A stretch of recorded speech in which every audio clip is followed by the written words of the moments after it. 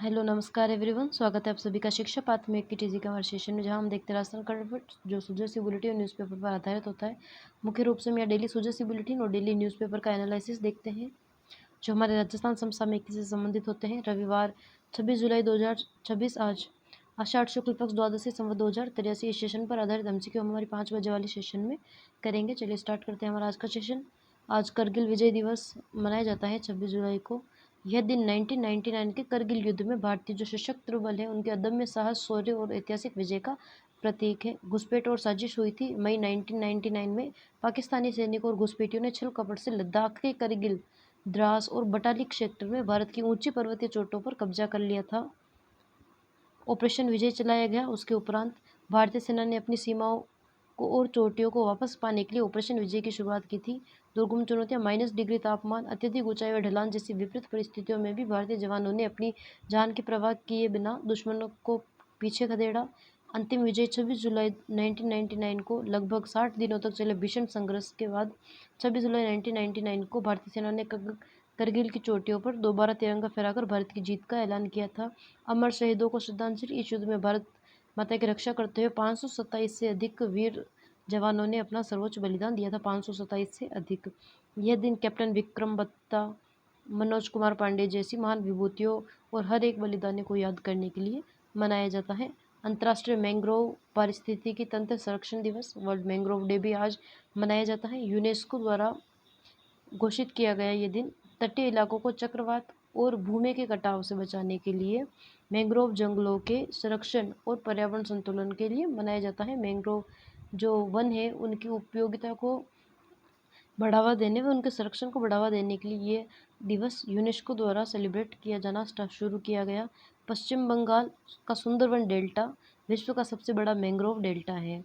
तो mangrove one क्या होते हैं? जो समुद्र के तल के किनारे जो वन होते हैं, जो समुद्र की जो घातक लहरें होती हैं उनसे जो तटीय क्षेत्र का भूमि का कटाव रोकता है और चक्रवात से जो तटीय क्षेत्र होते हैं उनकी रक्षा करते हैं मैंग्रोव वन। व वहाँ के पारिस्थितिक संतुलन को बनाए रखने का कार्य भी मैंग्रोव वन करते हैं। पश्चिम बंगाल का जो सुंदरवन डेल्टा है विश्व का सबसे बड़ा मैंग्रोव वन है, मैंग्रोव डेल्टा है। नेक्स्ट हम देखेंगे करगिल विजय दिवस, शौर्य संध्या एवं रक्षा क्षेत्र में आत्मनिर्भरता। कल करगिल विजय दिवस शौर्य संध्या का आयोजन किया गया बिरला सभागार में, कल किया गया था। मुख्यमंत्री भजनलाल शर्मा मुख्य वक्ता थे। नेक्स्ट हम देखेंगे करगिल युद्ध 1999, ऑपरेशन विजय पाकिस्तान के खिलाफ चलाया गया था। 85 दिन तक संघर्ष चला था। 15 से 18,000 फीट की ऊंचाई पर माइनस तापमान, ऑक्सीजन की कमी व दुर्गम पहाड़ी रास्ते पर प्रमुख फतेह की चोटियों में टाइगर हिल, टोलोलिंग, बटालिक और द्रास। कुल शहीद हुए थे 527 से भी अधिक भारतीय वीर सपूत शहीद हुए थे। 1300 से अधिक घायल सैनिक हुए थे। Squadron leader Ajay Ahuja, captain Amit Bhardwaj समेत राजस्थान के 58 वीरों ने इसमें शहीद हुए थे। वीर नायक कैप्टन विक्रम बत्ता तथा सौरभ कालिया आदि इसमें थे। रक्षा क्षेत्र में आत्मनिर्भर भारत व आधुनिक क्षमता। प्रधानमंत्री नरेंद्र मोदी का नेतृत्व देश में रक्षा क्षेत्र में स्वदेशी तकनीकों और आत्मनिर्भरता को बढ़ावा मिला है।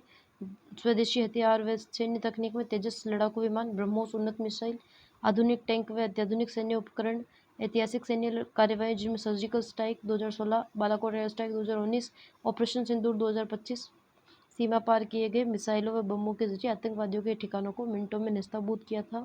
78वां सेना दिवस परेड, इसका ऐतिहासिक आयोजन राजस्थान की राजधानी जयपुर में किया गया था। सैनिकों और पूर्व सैनिकों आश्रितों के लिए कल्याणकारी योजनाएं जिनमें बलिदान योद्धाओं व आश्रितों और शौर्य पदक धारकों को 25-25 बीघा भूमि आवंटित की गई। सरकारी नौकरी 154 बलिदानी योद्धाओं के आश्रितों को सरकारी नौकरी दी गई। 47 वीर सैनिकों के आश्रितों को राजकीय सेवा में नियोजन किया गया। मानदेय में वृद्धि, रेस्को के माध्यम से कार्यरत भूतपूर्व सैनिकों के मानदेय में 2024-25 में 10-10% की वृद्धि की गई है। सैनिक कल्याण कार्यालय 3 नए जिलों जैसे ब्यावर, खेरतल, तिजार और फलोदी, ब्यावर, खेरतल, तिजार और फलोदी में जिला सैनिक कल्याण कार्यालय स्थापित किए गए। निःशुल्क कानूनी सहायता 18 जिला सैनिक कार्यालय में। राष्ट्रीय विधिक सेवा प्राधिकरण नालसा की क्लिनिक भी स्थापित है। पेंशन समस्याओं का समाधान, पेंशन संबंधी विसंगतियां दूर करने के लिए जिला स्तर पर 418 कैंप लगाए गए हैं और 1228 मामलों का निस्तारण किया गया है। राष्ट्रीय समर स्मारक, युवा पीढ़ी को वीरों के बलिदान से परिचित करवाने के लिए राष्ट्रीय समर स्मारक, नेशनल वॉर मेमोरियल भी बनाया गया है। नेक्स्ट हम देखेंगे अंग प्रत्यारोपण में संजीवनी बनी मुख्यमंत्री आयुष्मान आरोग्य योजना माँ योजना। प्रदेश के हर नागरिक को बेहतर व सुलभ स्वास्थ्य सेवाएं प्रदान करने के लिए, ताकि पैसों की कमी के कारण कोई भी व्यक्ति जीवन रक्षा के लाभ से वंचित न रहे। गंभीर बीमारी से पीड़ित मरीजों को अंग प्रत्यारोपण ऑर्गन ट्रांसप्लांट में सहित महंगे इलाज को पूरी तरह से कैशलेस और निःशुल्क उपलब्ध करवाया गया। योजना के प्रमुख आंकड़े उपलब्धि हम देखें तो अब तक जितने लाभान्वित मरीज हुए हैं उनकी संख्या है 2607। अंग प्रत्यारोपण व विशेष उपचार जिनका हुआ है 2607। कुल खर्च लागत 120.29 करोड़ रुपए की लागत से अधिक का कैशलेस इलाज हुआ है। औसत खर्च प्रत्येक मरीज का 4.51 लाख रुपए से लेकर 16.70 लाख रुपए तक का निःशुल्क अंग प्रत्यारोपण ऑर्गन ट्रांसप्लांट व इलाज किया गया। विभिन्न प्रत्यारोपणों के लिए वित्तीय सहायता व पैकेज रीनल किडनी ट्रांसप्लांट में अधिकतम 7 लाख रुपए का सहायता पैकेज है। कोक्लियर इम्प्लांट में 6 लाख रुपए तक का सहायता पैकेज, बोन मेरो इम्प्लांट व लिवर ट्रांसप्लांट में 14 लाख रुपए तक का है। हृदय फेफड़ा प्रत्यारोपण में 16.70 लाख रुपए तक का अनुदान दिया जाता है। सहायता पैकेज उपलब्ध करवाया जाता है। राजस्थान व राज्य से बाहर इलाज की स्थिति हम देखें तो राजस्थान के भीतर 2500 मरीजों का लगभग 115.78 करोड़ रुपए की लागत से उपचार मिला है। किडनी ट्रांसप्लांट में 1205 जयपुर, जोधपुर और सीकर में। कोक्लियर इम्प्लांट 660 जयपुर, बीकानेर और चूरू में। Bone marrow transplant 508 Jaipur, Sikar और कोटा में। लिवर ट्रांसप्लांट 105 जोधपुर, बीकानेर, पाली में। हृदय फेफड़ा ट्रांसप्लांट 9 जयपुर, अलवर, कोटा में सर्वाधिक किए गए हैं। अन्य विशेष उपचारों में 13 मरीजों को अन्य बीमारी संबंधी पैकेज का लाभ मिला है। राज्य के बाहर इलाज में हम देखेंगे अब तक 107 मरीजों ने राज्य के बाहर स्थित अस्पतालों में 4.51 करोड़ रुपए का इलाज कराया, जिसका पुनर्भरण किया गया है।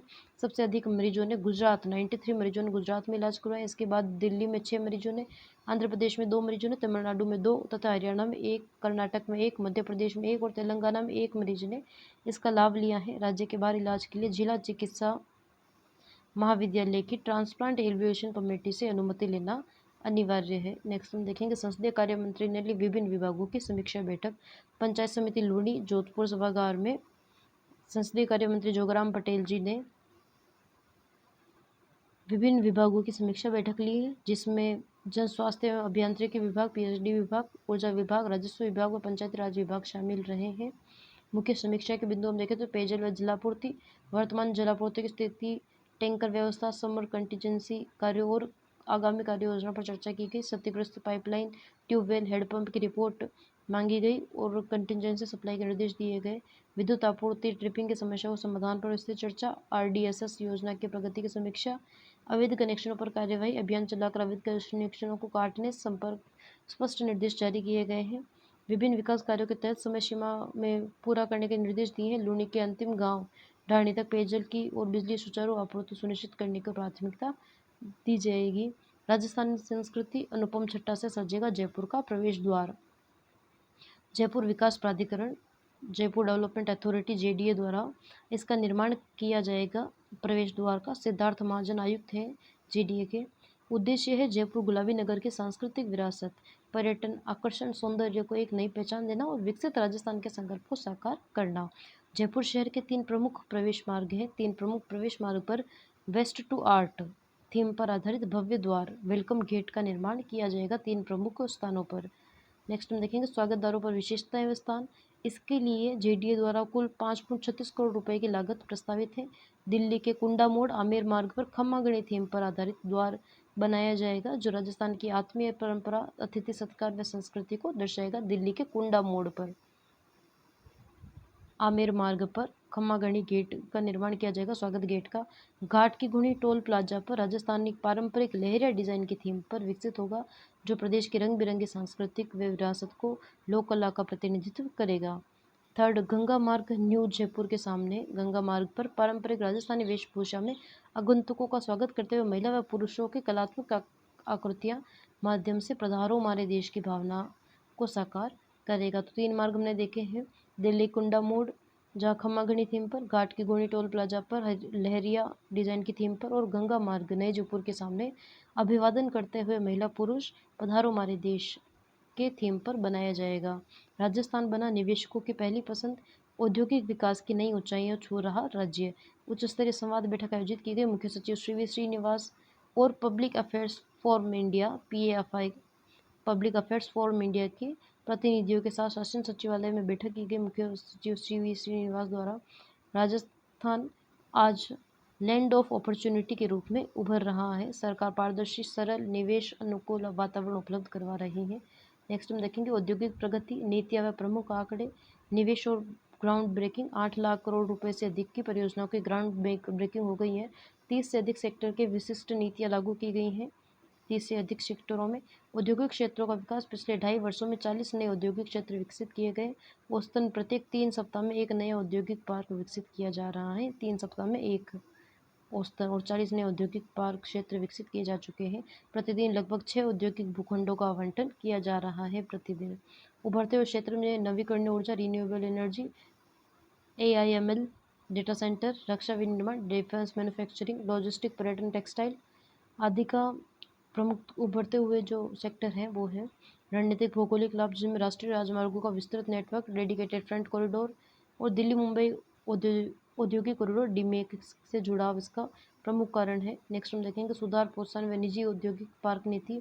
राजस्थान निवेश प्रोत्साहन योजना 2024 रिप्स, करों की प्रतिपूर्ति, पूंजीगत अनुदान और आकर्षक प्रोत्साहन, निजी औद्योगिक पार्क प्रोत्साहन नीति 2026, PPP मॉडल के तहत निजी क्षेत्रों की सक्रिय भागीदारी सुनिश्चित करना, आधुनिक औद्योगिक पार्क विकसित करने के अवसर, पात्र निवेशकों को 31 जुलाई 2026 तक आवेदन करने का अवसर, सुगम व डीरेगुलेशन सुधार, सिंगल विंडो सिस्टम, 190 सेवाओं को ऑनलाइन उपलब्ध करवाया गया है। सिंगल विंडो सिस्टम के तहत लैंड यूज चेंज, समय सीमा 30 दिन तय की गई है। MSME स्वीकृति में तेजी, 24/7 औद्योगिक व्यावसायिक संचालन जैसी नीतियां लागू की गई है। नेक्स्ट हम देखेंगे राजस्थान में ग्रामीण महिलाओं के जीवन में स्तर में बदलाव लाने और उन्हें नेतृत्व प्रदान करने के लिए निम्नलिखित पहल चलाई जा रही है, जिनमें नमो दीदी कार्य व प्रशिक्षण दिया जा रहा है। ड्रोन संचालन के लिए डेटा विश्लेषण, फसलों की निगरानी, बीज बुवाई, नैनो उर्वरक के छिड़काव जैसी आधुनिक तकनीकों को प्रशिक्षित किया जा रहा है। नमो ड्रोन दीदी के तहत कृषि वैज्ञानिक और उत्पादक बन रही हैं तथा आय के स्रोत विकसित कर रहे हैं। सोलर दीदी,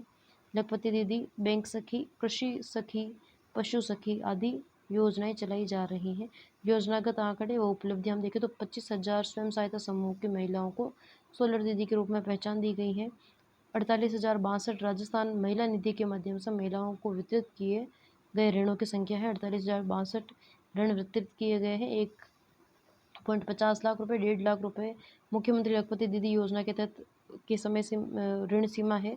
16.14 लाख रुपए, 16.14 लाख प्रदेश में बनी लखपति दीदी महिलाओं की संख्या है। 16.14 लाख, 21.15 लाख लखपति दीदी प्रशिक्षण प्राप्त करने वाली महिलाओं की संख्या है। 1,500 रुपये पशु सखी को प्रशिक्षण के दौरान मिलने वाला प्रति माह भत्ता दिया जाता है। 1,500 रुपये पशु सखी को दिया जाता है। 1,000 बैंक सखी को निर्धारित लक्ष्य, कई सखियां बैंक शाखाओं से जुड़ चुकी हैं। नेक्स्ट हम देखेंगे नागौर जिला के पंचगौरव। प्राचीन नाम, महाभारत काल में नागौर का नाम अहिछत्रपुर के नाम से प्रसिद्ध था। कल हमने डीडवाना कुचामन के बारे में चर्चा की थी। डीडवाना कुचामन के पंचगौरव में हमने देखा था, डीडवाना कुचामन का पंचगौरव के अंतर्गत पर्यटन स्थल डीडवाना झील थी और उत्पाद में ग्रेनाइट और नागौर का मकराना का मार्बल और ग्रेनाइट, उपज थी प्याज और वनस्पति खेजड़ी और खेल था बास्केटबॉल। आज हम चर्चा करेंगे नागौर जिले के पंचगौरव के बारे में। प्राचीन नाम, महाभारत काल में नागौर का नाम अहिछत्रपुर नाम से प्रसिद्ध था। जांगल प्रदेश, पांडव अर्जुन द्वारा विजित क्षेत्र होने के कारण इसे जांगल प्रदेश भी कहा जाता है। इसकी स्थापना 4वीं शताब्दी ईसा पूर्व में हुई थी, अर्थात ईसा पूर्व 4वीं शताब्दी में इसकी स्थापना हुई थी। नागौर अपने भव्य दुर्गों, संत परंपरा, लोक संस्कृति और समृद्ध कृषि उत्पादन के लिए प्रसिद्ध है। जो पंचगौरव योजना की टेगलाइन है, विकास भी, विरासत भी, स्थानीय पहचान को वैश्विक मंच दिलाने की पहल। नेक्स्ट हम देखेंगे वनस्पति है नागौर की खेजड़ी। कल हमने डीडवाना कुचामन की भी देखी थी। खेजड़ी ही वनस्पति प्रजाति थी। नाम है प्रोसोपिस सिनेरेरिया, वैज्ञानिक नाम है। इसका अन्य नाम है शमी झांटी झंड। खेजड़ी का अन्य नाम है शमी झांटी झंड। राजस्थान का राज्य वृक्ष है। थार का कल्प वृक्ष भी कहा जाता है। भूमि उर्वरता बढ़ाता है। मरुस्थलीय पारिस्थितिकी का संरक्षक है। पशुओं के लिए चारा, लूम, ईंधन और औषधि उपयोग प्रदान करता है। इसके फल से प्रसिद्ध सांगरी का उत्पादन होता है। नेक्स्ट हम नागौर की जो उपज है उसके बारे में चर्चा करेंगे। नागौर की उपज है मूंग। नागौर जिले की प्रमुख खरीफ दलहनी फसल है मूंग।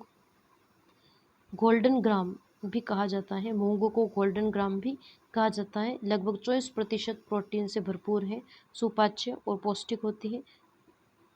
स्थानीय मंडियों के साथ साथ अंतर्राष्ट्रीय बाजारों में भी व्यापक मांग होने के कारण किसानों की आय बढ़ाने में महत्वपूर्ण भूमिका निभाती है। तो हमने चर्चा की थी नागौर के वनस्पति के बारे में, खिचड़ी, और नागौर की उपज है मूंग, जिसे गोल्डन ग्राम भी नाम दिया गया है।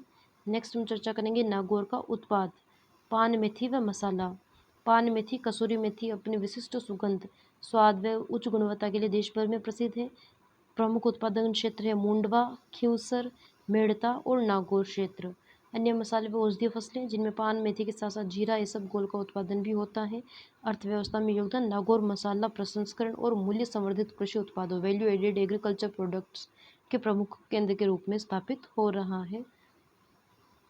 नेक्स्ट हम देखेंगे पर्यटन स्थल मीराबाई स्मारक, मेड़ता सिटी नागौर में स्थित है। कवयित्री मीराबाई, दादा राव उदा के ऐतिहासिक महल में स्थापित मीराबाई स्मारक है। स्मारक मीराबाई के जीवन, कृष्ण भक्ति, साहित्य साधना, काव्य रचनाओं के जीवंत रूप प्रस्तुत करता है। यहाँ पांडुलिपियाँ, चित्र, अन्य ऐतिहासिक धरोहरें प्रदर्शित हैं जो भक्ति आंदोलन की अमूल्य विरासत है। नेक्स्ट हम देखेंगे खेल कबड्डी। नागौर का जो पंचगढ़ों के तहत खेल कबड्डी है, नागौर की पारंपरिक खेल संस्कृति का अभिन्न हिस्सा है। ग्रामीण परिवेश में अत्यधिक लोकप्रिय यह खेल खिलाड़ियों में शारीरिक दक्षता, साहस, चपलता, अनुशासन और टीम भावना का विकास करता है। एक बार हम क्विक रिवीजन नागौर के पंचगौरव का करते हैं। नागौर का वनस्पति है खेजड़ी, नागौर की उपज पान मेथी व मसाला, नागौर का पर्यटन स्थल मीरा स्मारक, नागौर का खेल कबड्डी और नागौर की उपज है मूंग। भारत टैक्सी सेवा, जयपुर में सहकारिता मॉडल पर आधारित भारत टैक्सी सेवा की शुरुआत की गई, उद्घाटन किया गया मुख्यमंत्री भजन लाल शर्मा व केंद्रीय सहकारिता राज्य मंत्री मुरली मनोहर द्वारा। चालकों को बिचौलियों से मुक्त कर पूरी कमाई और लाभांश में हिस्सा देना। देश के 500 शहरों में सेवा का विस्तार हुआ है, जिसमें 20,000 से अधिक चालक जयपुर में पंजीकृत हो चुके हैं। देश भर में 8 लाख वाहन पंजीकृत हैं और 41 लाख ग्राहक इससे जुड़ चुके हैं। नेक्स्ट हम देखेंगे सहकार वन और हरित मिशन। सुमेल गांव जयपुर में सहकार वन विकसित किया जाएगा, 64 एकड़ में विकसित किया जाएगा। तकनीक व प्रजातियां मियावाकी तकनीक और पारंपरिक तकनीक से खेजड़ी, रोहिड़ा, नीम और फलदार पौधे रोपे जा रहे हैं। अमूल का सहयोग लिया गया है और NCCF का भी सहयोग लिया गया है। इको टूरिज्म हब तितली उद्यान, पक्षी अवलोकन पॉइंट, ओपन जिम और चिल्ड्रन पार्क के रूप में भी विकसित किया जा रहा है। नेक्स्ट हम देखेंगे one student multiple scholarship framework. शिक्षा मंत्रालय भारत सरकार द्वारा NSP पोर्टल के तहत वन स्टूडेंट वन स्कॉलरशिप की बाध्यता समाप्त हो गई है। अब मेरिट व वेलफेयर श्रेणी की दोनों छात्रवृत्तियाँ एक साथ मिल सकेगी। फॉर्म में विवरण ऑटो पॉपुलेट होगा तथा गलत जानकारी पर रेड फ्लैग सिस्टम काम करेगा। नेक्स्ट हम देखेंगे राजस्थान में केंद्रीय विद्यालय और नवोदय विद्यालय खोले जाएंगे नए, उसके बारे में जानकारी दी गई है। राज्यसभा में जानकारी दी गई। शिक्षा राज्य मंत्री जयंत चौधरी ने सांसद मदन राठौड़ के सवाल पर यह जानकारी दी है। राजस्थान को 12 नए केंद्रीय विद्यालय तथा एक अतिरिक्त जवाहर नवोदय विद्यालय दिया गया है, मिला है। नेक्स्ट हम देखेंगे एक भारत श्रेष्ठ भारत पहल। सांस्कृतिक भागीदार राजस्थान और असम के बीच एक भारत श्रेष्ठ भारत पहल के तहत सांस्कृतिक आदान प्रदान किया जाएगा। राजस्थान और असम के बीच विद्यार्थियों को बिहू, असमी भाषा, लोक कला और खान पान से परिचित करवाया जाएगा। नेक्स्ट हम देखेंगे नो बैग डे पर स्वास्थ्य सम्मान की पाठशाला। सरकारी स्कूलों में नो बैग डे के दिन मातृ एवं शिशु स्वच्छता पर जागरूकता कार्यक्रम आयोजित किए जाएंगे। वहां बच्चों को मातृ एवं शिशु तथा स्वच्छता के प्रति जागरूक किया जाएगा। प्रत्येक विद्यालय में महिला शिक्षिका को नोडल अधिकारी बनाया जाएगा और वो वहाँ छात्र छात्राओं को इनके प्रति जागरूक करेंगे। नेक्स्ट हम देखेंगे करगिल विजय दिवस व सैन्य गौरव। युद्ध के आंकड़े व शेखावाटी की भूमिका। करगिल युद्ध 1999 में राजस्थान के 52 वीर शहीद हुए थे, जिनमें से 33 अकेले शेखावाटी क्षेत्र से थे। सीकर, चूरू, झुंझुनू से थे 52 राजस्थान के वीर शहीद हुए थे, जिनमें 33 अकेले शेखावाटी क्षेत्र से थे। राष्ट्रीय समर स्मारक नई दिल्ली में त्याग चक्र पर इन वीरों का नाम अंकित है। करगिल विजय दिवस की 25वीं वर्षगांठ पर डाक टिकट जारी किया गया था। सीकर के अमर शहीद स्मारक का सौंदर्यीकरण भी किया गया। कल्याणकारी योजनाएं सैनिक कल्याण कार्यालय ब्यावर, खेड़तल, तिजारा, फलोदी में नया जिला सैनिक कल्याण कार्यालय खोला जाएगा। 18 जिला सैनिक कार्यालयों में नालसा की विधिक सेवा क्लिनिक की शुरुआत की गई। नेक्स्ट हम देखेंगे राजस्थान फिल्म कार्निवल 3 अक्टूबर को राजस्थान इंटरनेशनल सेंटर में जयपुर में राजस्थान फिल्म कार्निवल का आयोजन किया जाएगा। स्टार फिल्म्स इंफोटेनमेंट कला संस्कृति विभाग के सहयोग से इसका आयोजन किया जाएगा। गोविंद सिंह राजपूत इसका संस्थापक है। 25 श्रेणियों में राजस्थान फिल्म कार्निवल अवार्ड प्रदान किए जाएंगे। नेक्स्ट हम देखेंगे स्वराज सम्मान समारोह महाराणा प्रताप वेलफेयर फाउंडेशन की ओर से जयपुर के कॉन्स्टिट्यूशन क्लब में स्वराज सम्मान समारोह का आयोजन किया गया था। उसका जिसके तहत राष्ट्र के लिए अच्छे काम करने वाले नागरिकों को सम्मानित किया गया। विधानसभा अध्यक्ष वासुदेव देवनानी ने प्रतिभाओं को सम्मानित किया। मोना अग्रवाल का 9वीं साद वर्ल्ड कप में पदक। 9वीं साद वर्ल्ड कप में मोना अग्रवाल ने पदक जीता है। WSPS वर्ल्ड कप 2026 नोवी साद सर्बिया में आयोजित हुआ था। WSPS वर्ल्ड कप 2026 जिसमें जयपुर के पैरा निशानेबाज मोना अग्रवाल ने महिलाओं की R210 metre air rifle standing में SH1 कैटेगरी में ब्रॉन्ज मेडल जीता है 228.2 अंक के साथ। पेरिस पैरालंपिक 2024 में R2 में 10 मीटर एयर राइफल में कांस्य पदक उन्होंने जीता था। भारत का पहला पदक जीता था। अर्जुन पुरस्कार भी दिया गया है केंद्र सरकार द्वारा 2024 के लिए। अभिषेक अर्जुन पुरस्कार से राष्ट्रपति द्रौपदी मुर्मू द्वारा मोना अग्रवाल को सम्मानित किया गया था। अन्य वर्ल्ड कप में नई दिल्ली मार्च 2024 में स्वर्ण पदक जीता था। चांगवोन दक्षिण कोरिया में स्वर्ण पदक तथा 10 मीटर एयर पिस्टल में रजत पदक भी उन्होंने जीता था। और अब WSPS वर्ल्ड कप 2026 नोवी साद में जो आयोजित किया गया था सर्बिया में, वहाँ मोना अग्रवाल ने ब्रॉन्ज मेडल जीता है। नेक्स्ट हम देखेंगे प्रथम NTPC नेशनल रैंकिंग तीरंदाजी टूर्नामेंट 2026 जगतपुरा शूटिंग रेंज में इसका आयोजन किया जा रहा है। इसके तहत खेल मंत्री जो कर्नल राज्यवर्धन सिंह राठौड़ जी हैं, उनके द्वारा जयपुर में अंतर्राष्ट्रीय तीरंदाजी एक्सीलेंस सेंटर की स्थापना की घोषणा की। जयपुर में अंतर्राष्ट्रीय तीरंदाजी एक्सीलेंस सेंटर की स्थापना की जाएगी। लागत इसके तहत परियोजना का 75% हिस्सा राजस्थान सरकार द्वारा वहन किया जाएगा और 25% हिस्सा भारतीय तीरंदाजी संघ AAI द्वारा वहन किया जाएगा। जो जयपुर में अंतर्राष्ट्रीय तीरंदाजी एक्सीलेंस सेंटर बनाया जाएगा उसके लिए जो लागत 100% लागत का 75% राज्य सरकार द्वारा वहन किया जाएगा और 25% AAI भारतीय तीरंदाजी संघ द्वारा वहन किया जाएगा। नेक्स्ट हम देखेंगे AICJKLU के 2 स्टार्टअप संस्थापकों को राष्ट्रपति सम्मान। अटल इंक्यूबेशन सेंटर AIC और JK लक्ष्मीपत यूनिवर्सिटी जयपुर 31 जुलाई को राष्ट्रपति भवन में ग्रास रूट इनोवेटर रिकॉग्निशन 2026 सम्मान दिया जाएगा, जिसके तहत नेहा सोलंकी उन्नति एडेप्टिव डिवाइसेस, जिसके तहत बड्डी चेयर का निर्माण उन्होंने किया था। नेहा सोलंकी, हमने पहले भी चर्चा की थी इनके बारे में, नेहा सोलंकी के बारे में। इन्हें भी grass root innovator recognition award 2026 से सम्मानित किया जाएगा। और चिराग MG सनबर्ड स्ट्रॉस नारियल के सूखे पत्तों से प्लास्टिक मुक्त स्ट्रॉ का निर्माण के लिए चिराग MG को भी सम्मानित किया जाएगा। नेक्स्ट हम देखेंगे डॉक्टर शैली गुप्ता को कार्यस्थल सुरक्षा अनुपालन सलाहकार सम्मान। डॉक्टर शैली गुप्ता को कार्यस्थल सुरक्षा अनुपालन सलाहकार सम्मान दिया गया है।